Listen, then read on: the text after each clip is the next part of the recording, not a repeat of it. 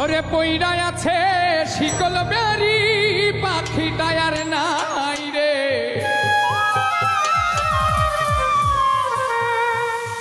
এই শিকল বেরিটা হচ্ছে মায়া বেরিটার নাম। পাখি তো ফাঁকি দিয়ে চলে গেছে, কিন্তু তার মায়াটা আর কাটে নাই, পাখিকে খুবই মনে পড়ে। তাই মল্লিক রাসেল ভাইয়ের লেখা,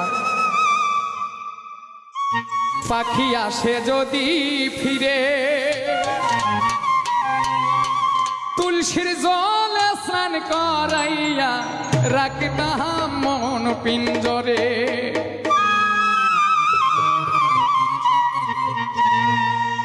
আমি ভুলি নাই পাখি রে আইজো